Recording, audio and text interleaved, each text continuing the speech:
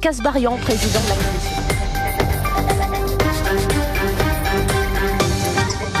Bonjour Guillaume Kasbarian. Bonjour. Vous êtes donc député de la majorité d'Eure-et-Loir, président de la commission des affaires économiques et sociales. 20 000 chômeurs de plus au deuxième trimestre. Le taux de chômage en France en très légère hausse à 7,2% d'après l'INSEE ce matin, contre 7,1% au premier trimestre. Est-ce que vous croyez toujours possible cet objectif de plein emploi en France, comme l'a promis Emmanuel Macron ? Écoutez, bien sûr, moi ce que je note là, c'est surtout une stabilité en réalité du taux de chômage. On était à 7,1, là on est à 7,2, grosso modo on est autour de 7,1, 7,2.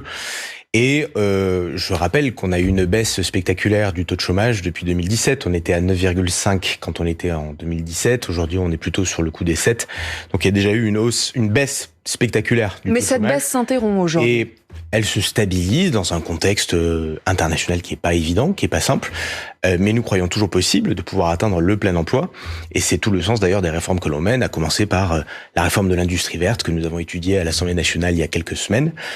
Et que nous allons continuer à travailler. De même, la baisse de la fiscalité, le caractère attractif, compétitif de notre fiscalité, ce sont des choses que nous mettons en place pour continuer cette logique de création d'emplois et de baisse du taux de chômage. Et donc oui, l'objectif d'avoir un plein emploi est toujours sur la table.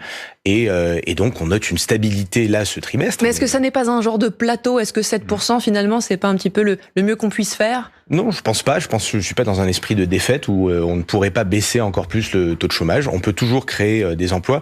D'ailleurs, si vous regardez l'enquête de conjoncture de la Banque de France, elle est assez optimiste. Les chefs d'entreprise recrutent beaucoup. 52% d'ailleurs d'entre eux éprouvent des difficultés à recruter. Donc il y a toujours des emplois qui sont non pourvus dans notre économie et des chefs d'entreprise qui recrutent et qui cherchent à faire encore plus et à recruter encore plus. Donc on a des perspectives qui sont plutôt positives du point de vue de la Banque de France, avec des perspectives de recrutement pour les mois à venir qui sont encore importantes. Donc non, je pense qu'il faut pas être fataliste, il faut pas être défaitiste. Au contraire, on a réussi à baisser de plus de 2 points le taux de chômage ces dernières années. On peut aller encore plus loin et atteindre un niveau de taux de chômage qui est encore plus bas, comme d'autres économies européennes libérales qui arrivent à avoir des recrutements à la hauteur. Guillaume Kasbarian, avec le futur projet de loi immigration, le gouvernement prévoit de faciliter l'obtention d'un titre de séjour pour les travailleurs étrangers employés dans les secteurs en tension, qui manquent donc de main-d'œuvre. Le Rassemblement national estime qu'on a suffisamment de chômeurs en France pour se passer justement de ces titres de séjour supplémentaires. Je ne crois pas. Il suffit d'interroger des commerçants, des artisans. Il suffit de regarder dans les territoires ruraux qui fait fonctionner l'hôpital, qui fait fonctionner le restaurant, qui fait fonctionner le bâtiment, pour se rendre compte qu'il y a toujours des besoins d'emploi qui sont non pourvus et que oui, on a aujourd'hui on fait appel à de la main-d'œuvre immigrée dans certains secteurs et que si on ne le faisait pas et si on disait on fait zéro immigration, on coupe les vannes et on a zéro immigration dans notre pays, on se retrouverait dans des secteurs économiques qui seraient dans une situation catastrophique. Je le disais tout à l'heure, 52% des chefs d'entreprise éprouvent des difficultés à recruter. Donc si on va aujourd'hui leur dire on coupe totalement les vannes de l'immigration, on fait venir personne et on ne recrute plus de main-d'œuvre étrangère, on va se retrouver dans une situation très difficile, y compris dans des territoires ruraux où, je le répète, un certain nombre d'emplois sont aujourd'hui assurés par des immigrés. Donc moi je pense qu'il faut totalement, on n'est pas du tout sur la position bien évidemment du Rassemblement national qui lui veut une fermeture intégrale, totale de l'immigration qui est complètement irréaliste et qui ne fonctionnera absolument pas. Alors vous dites qu'il y a des difficultés à recruter, mais il y a aussi un débat dans la majorité justement sur la sorte de subvention aux emplois, sur les exonérations de charges sur les bas salaires pour les entreprises. Ça coûte très cher quand même au budget d'État, près de 90 milliards. Certains disent qu'il faudrait quand même les supprimer ou les réduire considérablement vu le niveau du chômage justement. Est-ce que c'est pas de l'argent qu'on pourrait économiser ? Malgré les 50 milliards de baisse d'impôts ces dernières années, on est toujours un des pays les plus redistributifs d'Europe et on est le deuxième champion de l'OCDE en termes de prélèvements obligatoires. Donc moi je fais partie de ceux qui considèrent qu'on a déjà un niveau de fiscalité, de taxes, de cotisations qui est très élevé dans notre pays. Et donc je ne pense pas qu'il faille les augmenter. Le ministre les économies, c'est pas des augmentations d'impôts. C'est une manière d'en faire. C'est une façon déguisée de ne pas faire d'économies, justement. C'est de se dire, on a la flemme de faire des économies et donc on va se rattraper en augmentant la fiscalité. Ça, et je vous le dis avec toute la transparence, je ne suis pas favorable à une augmentation de la fiscalité dans un pays qui, je le répète, est déjà le deuxième champion de l'OCDE en termes de prélèvements obligatoires. Après qu'on puisse revoir le dispositif quand c'est inefficace sur certaines catégories d'emplois, je suis pas du tout dogmatique et fermé. On peut très bien imaginer donné qu'on module les exonérations de cotisations sociales si elles se révèlent inefficaces dans certains cas, mais globalement, la philosophie de la majorité est bien celle de la baisse des impôts, de la baisse de la fiscalité pour retrouver un cadre compétitif, parce qu'on n'est pas tout seul dans le monde, on n'est pas dans un igloo, et qu'autour de nous, il y a des pays qui sont très attractifs d'un point de vue de la fiscalité. Guillaume Kasbarian, les prix des carburants repartent à la hausse cet été, alors que beaucoup de Français sont sur la route des vacances en ce moment, entre 11 et 14 centimes en plus à la pompe. Comment fait-on pour aider les plus défavorisés face à cette hausse? Alors, c'est vrai que les prix à la pompe augmentent. Moi, hier, j'ai fait mon plein à Nogent-le-Roi, à l'Intermarché, on était à 1,86 sur le samplon, et il y a une petite augmentation avec quelques centimes de plus par rapport à la semaine dernière et aux semaines précédentes.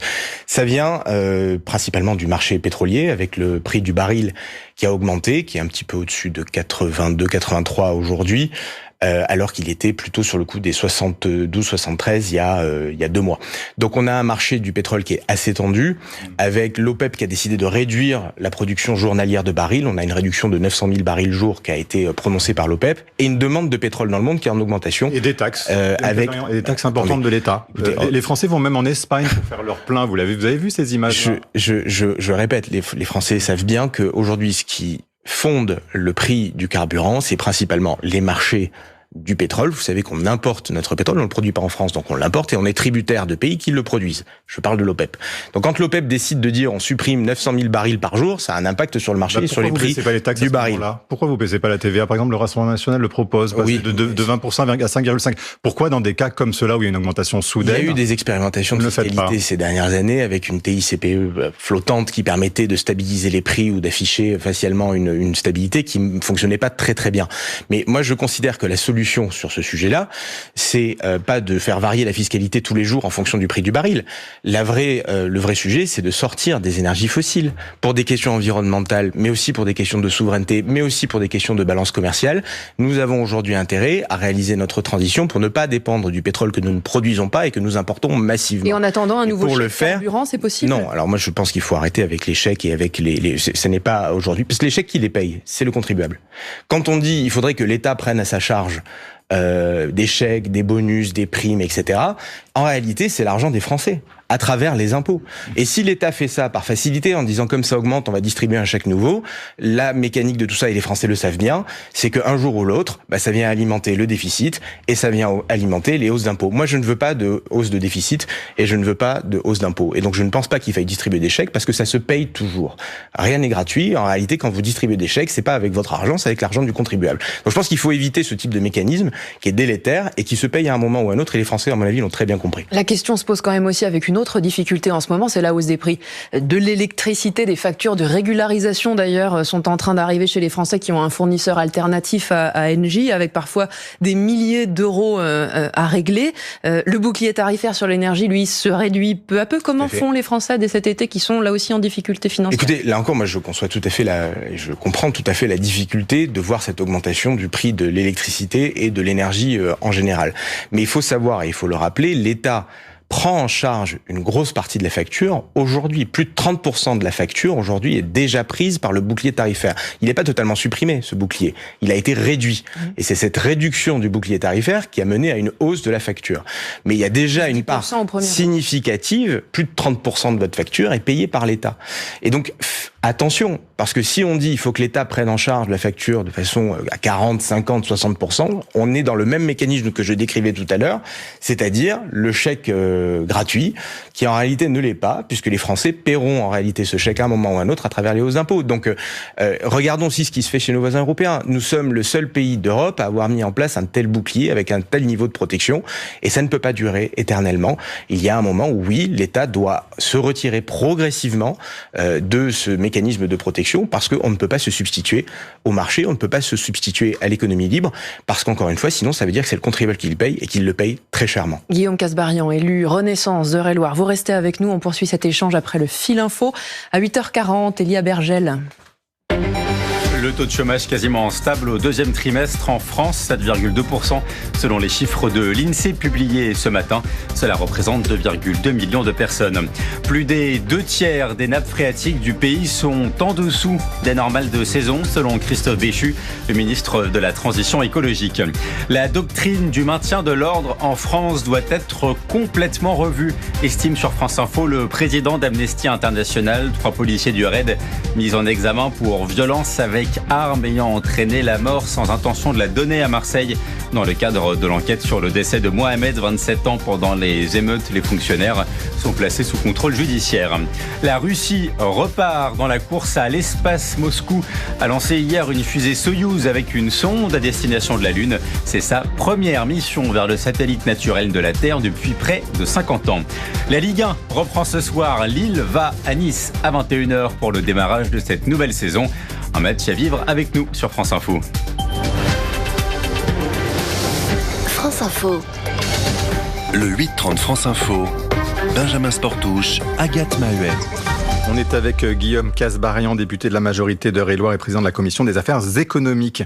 L'interdiction désormais de parler au JDD, c'est une consigne qui vient d'être émise par Sylvain Maillard, le nouveau président de votre groupe Renaissance à l'Assemblée. Donc pour tous les députés Renaissance, vous allez vous y plier, vous êtes d'accord avec cette consigne ? Je suis totalement d'accord avec ce qu'a dit Sylvain Maillard dans nos échanges. Je crois qu'il est prudent d'attendre. C'est ce que dit Sylvain. Il dit, avant de se précipiter pour répondre au JDD, on attend de voir quelle est la ligne éditoriale, on attend de voir à quoi ressemble cette nouvelle version du JDD, et on ne se précipite pas le week-end prochain et les week-ends qui suivent à répondre au JDD. C'est une consigne de prudence, et c'est aussi une consigne, je crois, de respect vis-à-vis de journalistes qui ont été grévistes pendant des semaines, que pour certains on connaît, ou que parfois on connaît bien, et par décence et par respect, on se dit que ça n'est pas le moment de répondre. Donc, bien sûr, je m'y plierai, vous me verrez pas dans le JDD de dimanche, et je soutiens totalement la décision de Sylvain, qui est une consigne de prudence que je comprends donc totalement. La secrétaire d'État Sabrina Agresti-Roubache a été mal inspirée quand elle a donné cette interview. Et elle est libre. Pour la première édition. Le gouvernement est libre de sa communication comme Renaissance. Après, voilà, c'est son choix à elle, et c'est à elle qu'il faut poser la question.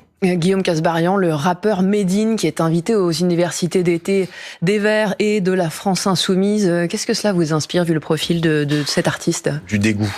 Je vais être honnête, du dégoût, parce que c'est une figure qui est éminemment polémique, avec des propos qui ont été toujours très très limites sur le plan de l'islamisme, sur le plan de l'homophobie, et moi c'est un personnage que j'apprécie pas du tout.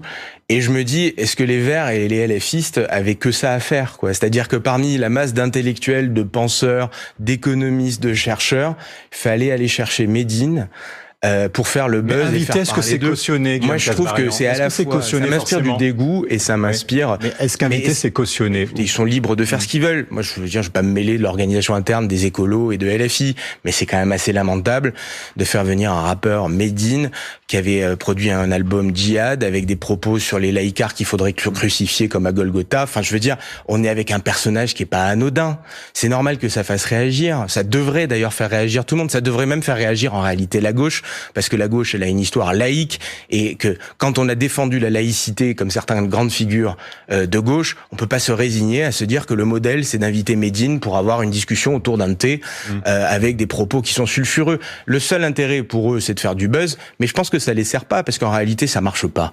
Et les Français sont pas naïfs sur ces histoires-là. Donc moi, ça m'inspire du dégoût, et vraiment, je me dis que c'est très médiocre, et on attend autre chose de la gauche que de se vautrer dans la fosse à purin sur des invitations qui, encore une fois, ils sont libres d'inviter qui veulent, mais c'est vraiment lamentable. Vous qui êtes président de la commission des affaires économiques, donc l'Italie qui va surtaxer ses banques, annonce surprise du gouvernement de la très à droite Giorgia Meloni, avec une taxe exceptionnelle de 40%. On pourrait s'en inspirer ici en France ? Alors, je sais pas si vous avez vu, mais le lendemain, elle a dû rétropédaler. Parce qu'elle a été rattrapée à l'ordre par les marchés qui lui ont fait comprendre qu'instaurer une taxe exceptionnelle sur les banques allait mettre l'Italie en grande difficulté. Et donc, il y a eu rétropédalage. Donc, elle n'a pas dit son dernier mot, visiblement. Oui, bien sûr. Mais sauf que, vous savez, la martingale magique de dire un problème, une taxe, un problème, une nouvelle interdiction, un problème, un nouveau dispositif fiscal qui vient raboter, c'est séduisant d'un point de vue électoral peut-être, pour certains. mais ça n'est pas très sérieux. Et au final, encore une fois, on n'est pas dans un igloo, on est sur une logique de marché. Quand vous dites aux banques qu'on va vous surtaxer par rapport à tous nos voisins européens, la réaction, c'est derrière, il y a un mouvement de défiance qui s'installe.